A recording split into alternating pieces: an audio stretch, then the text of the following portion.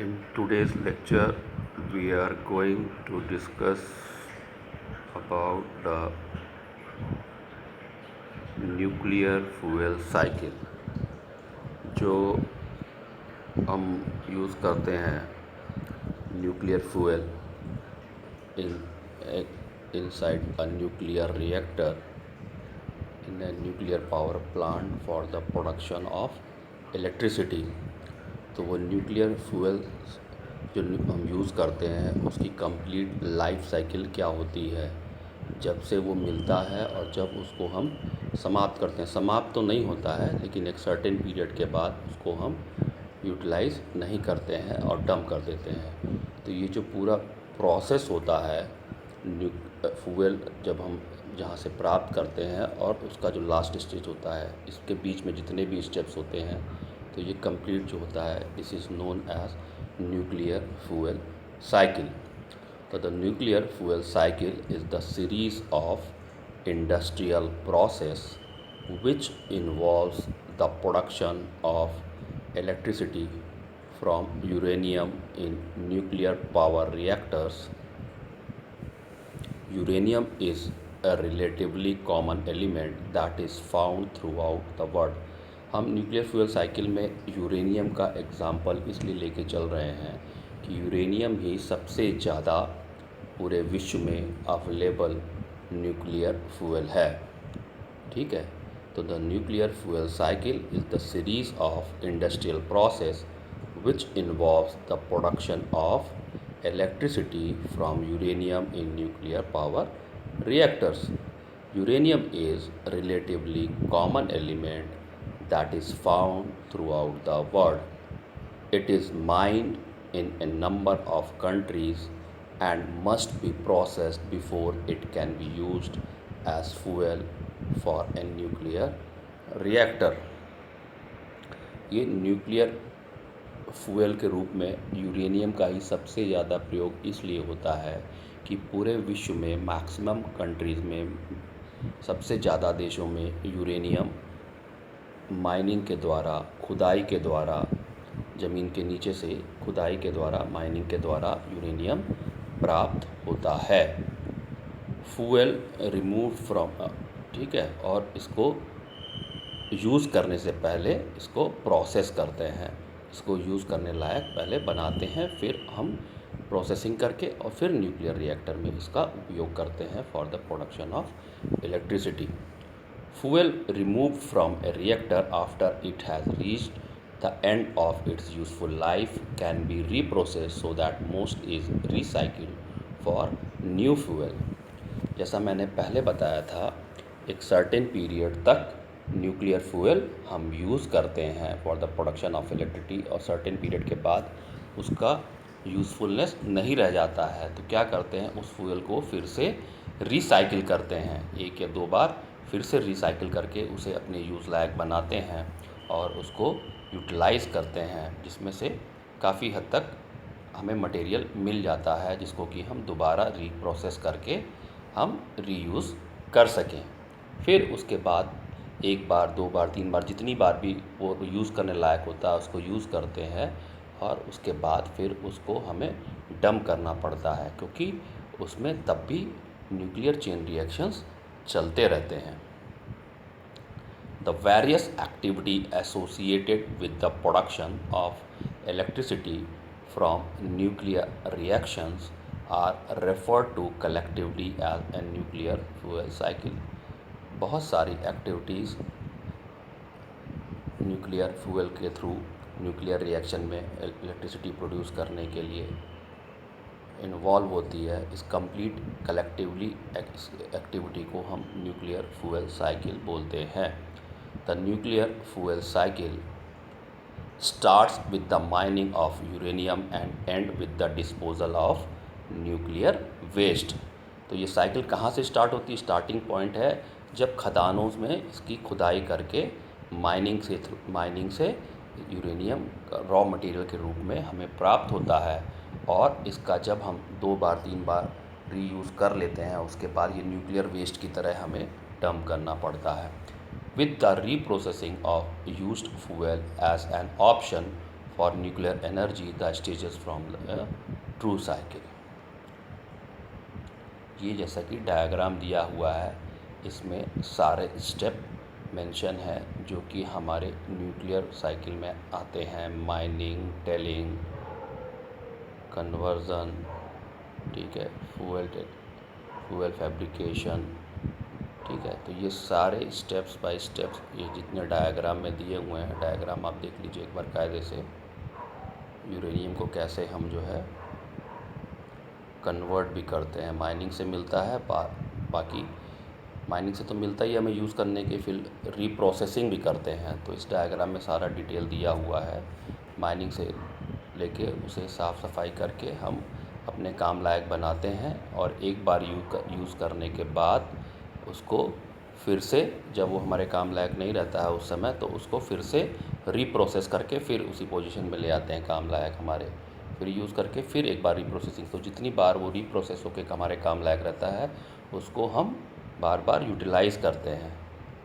लेकिन एक certain period के बाद वो हमारे न्यूक्लियर पावर प्लांट में न्यूक्लियर फ्यूल की तरह काम करने लायक अवस्था में नहीं रहता है। लेकिन चूँकि उसमें न्यूक्लियर चेन रिएक्शन तब भी हो रहे होते हैं, तो उसको फिर हम डंप कर देते हैं, ठीक है। तो ये पूरी प्रोसेस का हमारा जो है डायग्राम दिया हुआ है, ठीक है। तो अब इसी प्रोसेस को हम समझेंगे। सबसे पहले हम करते हैं uranium mining. Both excavation and its situ techniques are used to recover uranium ore, ठीक है। तो एक्सकवेशन मतलब खुदाई और माइनिंग की एक टेक्निक होती है जिसको कहते हैं सीटू टेक्निक। ये हम उपयोग में लाते हैं यूरेनियम ओर, जो खदान जो होती है यूरेनियम की, यूरेनियम ओर जो रॉ मटेरियल यूरेनियम का होता है उसको प्राप्त करने के लिए हम खुदाई और सीटू टेक्निक के द्वारा, माइनिंग के द्वारा इसको यूरेनियम ओर को प्राप्त करते हैं। एक्सकवेशन में भी underground and open pit mining, जो खुदाई होती है ये अंडरग्राउंड होती है और ओपन पिट माइनिंग होती है। In general open pit mining is used where deposits are close to the surface and underground mining is used to deep deposit, ठीक। तो जनरली क्या होता है, जहाँ पे यूरेनियम थोड़ा ऊंचाई पे होता है, मतलब धरती की सतह के पास में होता है, वहाँ पे ओपन पिट माइनिंग करते हैं, जहाँ पे deposits close to the surface of underground, close to the surface, धरती की सतह के पास होते हैं। और अंडरग्राउंड माइनिंग वहाँ करते हैं जहाँ पे बहुत ज़्यादा डीप जाना पड़ता है, जहाँ पे यूरेनियम धरती के काफ़ी अंदर मिलते हैं। इसमें लिखा हुआ है typically greater than 120 metre deep, 120 metre से ज़्यादा गहराई में जाके जहाँ पे यूरेनियम डिपॉजिट्स होते हैं, तो वहाँ पर हमको अंडरग्राउंड माइनिंग करनी पड़ती है। और जहाँ पे पृथ्वी की सतह के करीब होते हैं वहाँ पे ओपन पिट माइनिंग करते हैं। तो दो तरीके की माइनिंग होती है, open pit mining and underground mining. जहाँ पे काफ़ी कम नीचे जा कर के ही, काफ़ी कम गहराई में ही प्राप्त हो जाता है यूरेनियम और हमको, वहाँ पर हम ओपन पिट माइनिंग करते हैं। और जहाँ पे ज़्यादा डीप होता है, 120 मीटर से ज़्यादा गहराई में जाना पड़ता है, तो वहाँ पर अंडरग्राउंड माइनिंग करते हैं। उसके बाद प्रोसेस होता है uranium telling.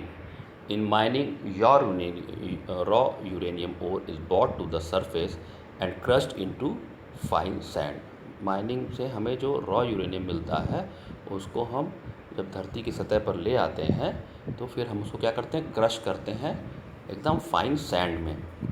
The valuable uranium bearing minerals are then removed via heap leaching with the use of acid or bases, and the remaining radioactive sludges called uranium tailing is stored in huge impoundments। तो उसमें जो भी impurities मिली रहती है, जो भी minerals होते हैं, उनको हम हीप लेचिंग के द्वारा अलग कर लेते हैं। एसिड और बहुत सारे एसिड या बेस का यूज़ करके उसको हम अलग कर लेते हैं, और जो रिमेनिंग रेडियो एक्टिव स्लज हमारा बचता है उसको हम कहते हैं यूरेनियम टेलिंग। इसको हम एक बड़े से इम्पाउंडमेंट में स्टोर कर लेते हैं। तो this process is known as uranium telling.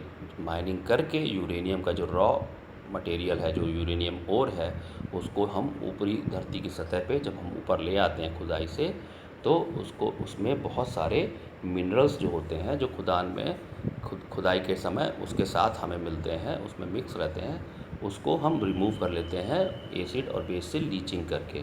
और जो हमारा बचा हुआ होता है वो हमारा होता है रेडियो एक्टिव स्लज, उसको हम कहते हैं यूरेनियम टेलिंग, और इसको हम एक ह्यूज इम्पाउंडमेंट में स्टोर कर लेते हैं। फिर यूरेनियम टेलिंग के बाद हमें प्रोसेस करते हैं थर्ड स्टेप पे, वो होता है यूरेनियम मिलिंग। तो मिलिंग क्या होता है, which is generally carried out close to a uranium mine. ठीक है, तो जो मिल होती हैं वो यूरेनियम माइन के आसपास ही लगाए जाते हैं। उन मिलों में क्या करते हैं, extract the uranium from the ore और आईएसएल लेज। ठीक है, यूरेनियम ओर को एक्सट्रैक्ट करते हैं। Most mining facilities include a mill, although where mines are close together, one mills may process the ore from several mines। तो क्या करते हैं, मिल को हम माइन के एकदम करीब लगाते हैं, और जहाँ पे बहुत सारी माइंस अगल बगल ढेर सारी माइंस होती है वहाँ पे एक मिल पे एक बड़ी सी मिल लगाते हैं जहाँ पे सारी माइंस में से, सारी खदानों में से मटेरियल लेके आते हैं, उसमें से यूरेनियम और निकालते हैं। ठीक है, वन मिल में process the ore from several mines. Milling products produces a uranium oxide concentrate which is shift from the mill. Milling जो है वो यूरेनियम ऑक्साइड कंसनट्रेट प्रोडक्ट बनाता है। Milling produces a uranium oxide concentrate which is shift from the mill, जो कि mill से shift होता है। ठीक, conversion and enrichment. The uranium oxide product of a uranium mill is not directly usable as a fuel for a nuclear reactor and additional processing is required. जब मिल से जो हमें यूरेनियम ऑक्साइड प्रोडक्ट मिलता है वो the uranium oxide product of a uranium mill is not directly usable, इसको हम direct use नहीं कर सकते हैं फ्यूल की तरह। जब मिल से जो हमें प्रोडक्ट मिलता है वो यूरेनियम ऑक्साइड के रूप में होता है, और उसको हम directly as a nuclear fuel use नहीं कर सकते हैं न्यूक्लियर रिएक्टर में। And additional processing is required, अभी इसमें और प्रोसेसिंग की ज़रूरत होती है। क्यों? क्योंकि only 0.7% of natural uranium is fissile. 0.7% जो नेचुरल यूरेनियम है वही फिज़ाइल होता है, उसी से हम फिज़न प्रोसेस कर सकते हैं और कैपेबल ऑफ अंडरगोइंग फिज़न। ठीक, तो जो 0.7% जो भी हमें मिलता है उसमें नेचुरल यूरेनियम जो होता है उसमें 0.7% जो होता है वही हम फिज़न प्रोसेस में उसको उपयोग में ला सकते हैं for the production of electricity in nuclear reactor. The form of isotopes of uranium which is fissile is the uranium 235 isotope. तो यूरेनियम का जो आइसोटोप है यूरेनियम 235 वही फिजिबल है हमारे फिज़न रिएक्शन के लिए। ठीक है, द रिमाइंडर इज़ यूरेनियम 238, बाकी बचा हुआ जो यूरेनियम होता है वो 230 है। तो ये चीज़ ध्यान में रखना है, जो हम न्यूक्लियर फ्यूल में फिज़न रिएक्शन के लिए यूरेनियम यूज़ करते हैं वो यूरेनियम का आइसोटोप यूरेनियम 235 होता है, और जो बचा हुआ 0.7 के अलावा यूरेनियम होता है वो 238 होता है, उसको हम इसमें यूज़ नहीं करते हैं। The enrichment process requires the uranium to be in the gaseous process. तो जो इनरिचमेंट प्रोसेस करते हैं यूरेनियम के ऊपर उसमें यूरेनियम जो है गैस के रूप में गैसियस फॉर्म में होना चाहिए। The uranium oxide concentrate is therefore first converted to uranium hexafluoride, which is a gas at relatively low temperature। तो जो यूरेनियम ऑक्साइड कंसनट्रेट हमें मिल से प्राप्त होता है उसको पहले कन्वर्ट करते हैं यूरेनियम हेक्साफ्लोराइड में, जो कि एक गैस है और इसका टेम्परेचर कम होता है। तो क्या हुआ हमारा, ये पूरा प्रोसेस फिर से समझेंगे, कन्वर्जन एंड इनरिचमेंट। तो जो यूरेनियम ऑक्साइड प्रोडक्ट हमको मिल से प्राप्त होता है वो डायरेक्टली हम उसको न्यूक्लियर फ्यूजन रिएक्टर में as a nuclear fuel use नहीं कर सकते हैं, क्योंकि जो नेचुरल यूरेनियम है only 7% of natural uranium is fissile. मतलब कि सिर्फ जो हमें यूरेनियम मिलता है यूरेनियम नेचुरल उसमें 0.7% ही हम फिजन रिएक्शन के लायक होता है। तो इसलिए the process by which energy is produce, जो कि हम प्रोसेस में यूज़ कर सकते हैं न्यूक्लियर फिजन प्रोसेस में। और यूरेनियम का जो आइसोटोप यूरेनियम 235 होता है वही फिजन रिएक्शन में यूज़ होता है। बाकी जो बचा हुआ यूरेनियम होता है वो यूरेनियम 238 होता है। अब जो यूरेनियम इनरिच प्रोसेस करने के लिए जो यूरेनियम की ज़रूरत पड़ती है वो गैस के रूप में होना ज़रूरी है, that should be in the gaseous form. तो the uranium oxide concentrate is therefore first converted to uranium hexafluoride which is a gas at a relatively low temperature। तो जो यूरेनियम ऑक्साइड कंसनट्रेट है उसको पहले कन्वर्ट करते हैं uranium hexafluoride में, जो कि एक कम तापमान की गैस होती है। ठीक है, उसके बाद जो प्रोसेस होता है that is known as fuel fabrication. तो reactor fuel is generally in the form of ceramic pellet, जैसा मैंने बताया था आपको पहले जब हम लोग न्यूक्लियर रिएक्टर पढ़ रहे थे। तो न्यूक्लियर रिएक्टर में बताया था कि न्यूक्लियर फ्यूल्स को हम सिरेमिक पैलेट के रूप में ही यूज़ करते हैं न्यूक्लियर रिएक्टर में। तो these are form from pressed uranium oxide which is sintered back at a high temperature over 1400 degree Celsius. तो ये इसको क्या करते हैं, this is the form of pressed uranium oxide. ये जो है प्रेस की करके यूरेनियम ऑक्साइड को और उसको सिंटर्ड करते हैं, उसको बेक करते हैं, किस पे, हाई टेम्परेचर पे उसे बेक करते हैं, लगभग 1400 डिग्री सेल्सियस पे उसको हम बेक करते हैं। द पैलेट्स आर देन इनके insist in a metal tube. उसके बाद पैलेट्स को मेटल ट्यूब में डालते हैं टू फॉर्म फ्यूल रॉड्स। उसके बाद इन पैलेट्स को क्या करते हैं, मेटल ट्यूब में डालते हैं टू फ्यूल रॉड के रूप में बनाते हैं। उन फ्यूल रॉड्स को हम यूज़ करते हैं as a fuel which are arrange into fuel assembly ready for introduction of into reactor. तो बहुत सारे रॉड्स होते हैं, करीब 200 रॉड के करीब होते हैं फ्यूल असेंबली में। ठीक, तो पैलेट्स को हम क्या करते हैं, मेटल ट्यूब्स में डालते हैं और फिर वो हमारे फ्यूल असेंबली बन जाता है for the process of nuclear chain reaction. ठीक है, the dimension of the fuel pellets and the components of the fuel assembly are precisely controlled to ensure consistency in the characteristics of the fuel. तो क्या करेंगे, हम direct fuel नहीं use करते हैं। Fuel को जैसा मैंने पहले बताया था कि कंट्रोल रॉड्स में के रूप में हम जो है उसकी असेंबली करके कंट्रोल रॉड्स के रूप में यूज़ करते हैं। फ्यूल रॉड्स को मेटल ट्यूब्स में उसको हम डालते हैं और वो कंट्रोल रॉड्स को फिर हम यूटिलाइज़ करते हैं। और बहुत सारे रॉड्स होते हैं, लगभग 200 रॉड की असेंबली होती है। ठीक है, उसके बाद power generation and burn up. Several hundred fuel assemblies make up the core of A reactor. वही चीज़ जो मैंने अभी आपको बताया था कि बहुत सारे, जैसे 200 के करीब होता है फ्यूल असेंबलीज जो कि हमको रिएक्टर में बनाते हैं, make up the core of a reactor. For a reactor with an output of 1000 megawatt the core would contain about 75 of low enriched uranium। एक रिएक्टर में अगर हम 1000 मेगावाट बिजली पैदा करना चाहते हैं तो कोर में जो है हमारा 75 टन लो इनरिच्ड यूरेनियम होना चाहिए।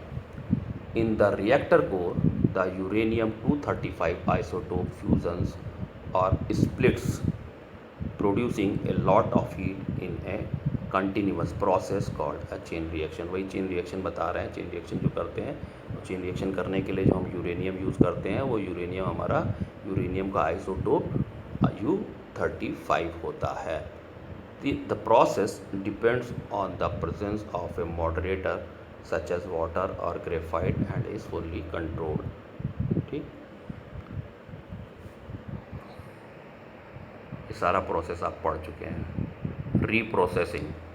Reprocessing separates uranium and plutonium from waste products and from the fuel assembly cladding by chopping up the fuel rods and dissolving them in acid to separate the various materials।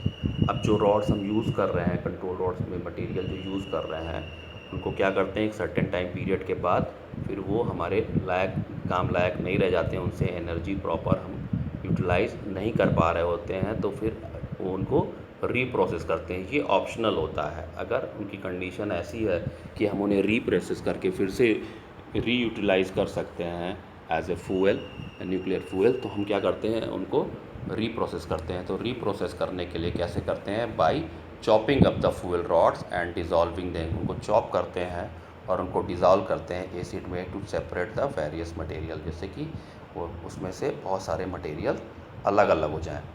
It enables recycling of the uranium and plutonium into fresh fuel. तो uranium या plutonium को हम फिर से एक fresh fuel के form में हमको मिल जाता है, जिनको हम फिर से रीयूज़ कर सकते हैं, and produces a significantly reduced amount of waste compared with treating all used fuel as waste.